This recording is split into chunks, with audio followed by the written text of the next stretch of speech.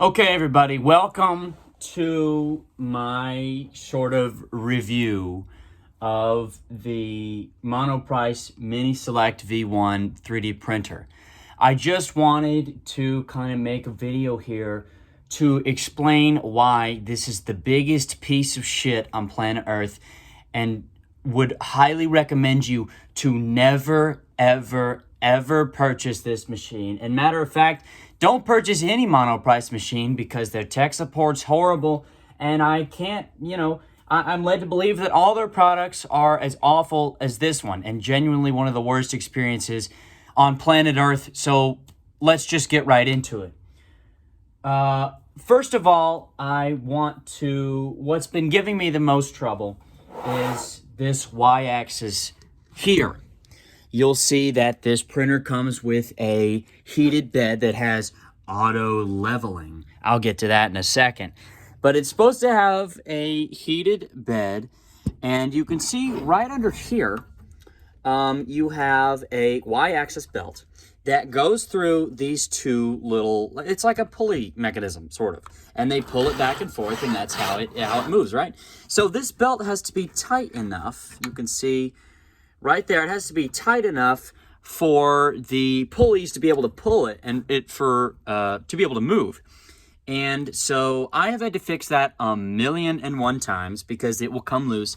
And the only way to do it is to zip tie it or to 3D print a part to fix that. However, I can't 3D print a part to fix that because my 3D printer does not work and is a piece of shit. So it actually comes out of the box in the factory with zip ties. Zip ties hold this thing together. So if that is any tell of the quality of this machine, then there you have it. So that's the number one thing, because here's the little screen thing. And if I try to move the y-axis, you'll notice it moves fine, but then I go the other way.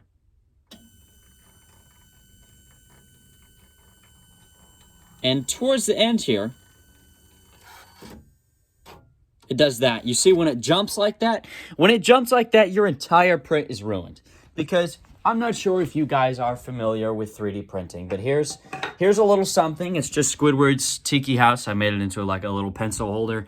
You know that layer by layer, the print is constructed. It lays down a layer, and then on top of that, and then on top of that, and so on and so forth. And so it's constructed in this fashion so that if, during mid-print, if the print bed were to do that, then you're going to get something what is called layer shifting.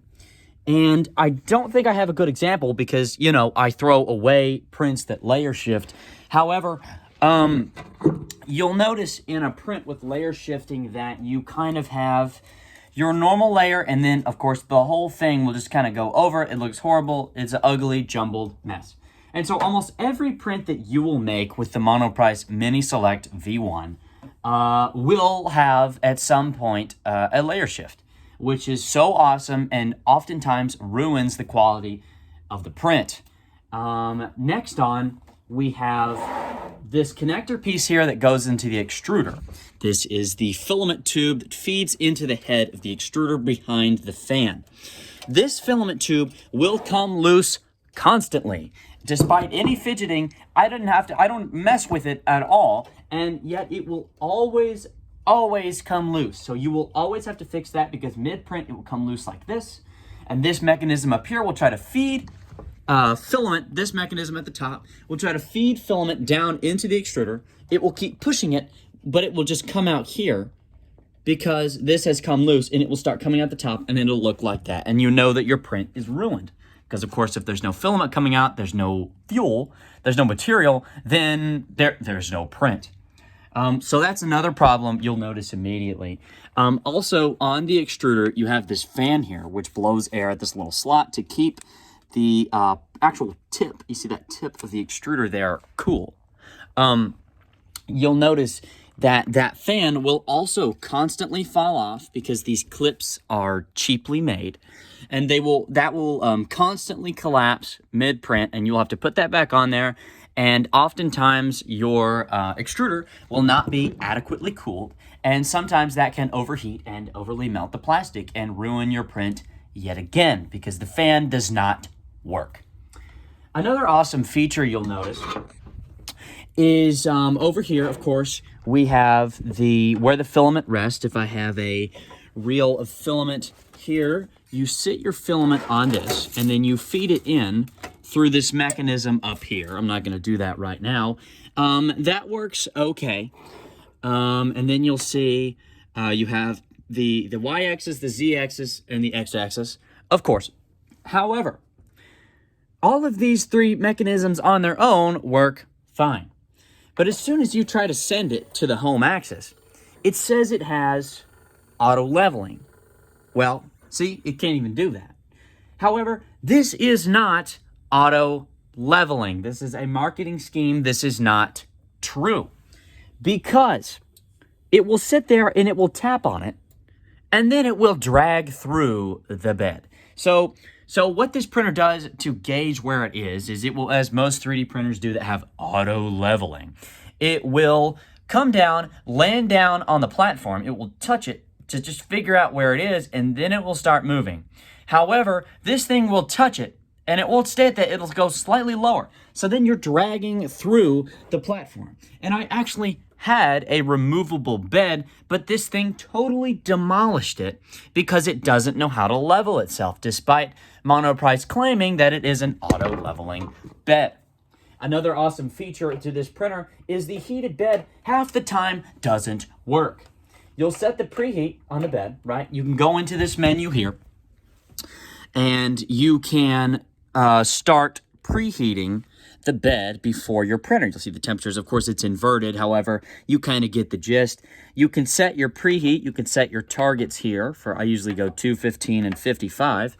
However, a lot of the time, it will just display 0 on the display.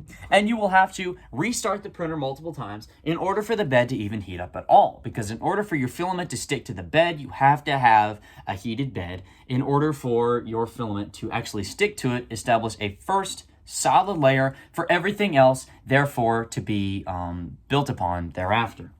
So that's another awesome feature in this printer. You'll also notice a horrible noise whenever it's printing, and I can't demonstrate because this printer doesn't function. However, you'll notice inside here, you have this rod. It's kind of hard to see. I'm not sure if I'll be able to actually display it, but there's this rod up here that the z-axis is upon, because the z-axis goes up and down, of course. And like, imagine this is your extruder and your belt, and it moves up like this. It uses the pole as a support. That pole is not attached to the top. It is only attached to the bottom, and will create the most obnoxious rattling noise you've ever heard in your life. And that's actually why you'll notice I have such a horrible setup, and it's in my closet, because I have to close the door and muffle the sound because the rattling is so horrible. So that's another awesome feature. I'm actually preheating the printer right now to show you all how incredibly loud the fan is, because of course the fan that does not work is still incredibly loud. It's beyond one of the loudest 3D printers on the market right now. And that's just another awesome thing. You'll also notice that to feed information into the printer, you are granted a micro SD card. I don't know if that actually came with it or if I bought that on my own. I think it came with it. You get a micro SD card and you have a little slot here. However, you will notice that when I unscrew this plate and look inside here for this connector piece, and we look at the soldering and the circuit board, here is where the micro SD card goes in. To the side, right here, is where the port for that cord goes in. Look very closely. It's not there. It's not there. It came off like the first couple of months I had it. It just broke. And I'm not sitting here manhandling. I'm not jamming shit in here. I just, regular use, broke into pieces. It's a piece of shit.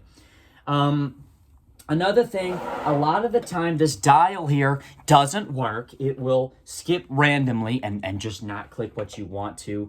You can connect this printer to Wi-Fi. However, you actually can't do that. It's another marketing scheme. It says you can, but you cannot. It is not possible because the app required to do so no longer exists and didn't exist whenever I purchased the printer. Keep in mind, this printer is 7 years old, but these issues have started since the first year, and I'm fed up with it, and that's why I decided to make this video to let you all know that the Monoprice Mini Maker Select V1 is the biggest piece of shit in the 3D printing market, and never purchase this hunk of junk piece of scrap metal literally held together by zip ties, tears, and shit.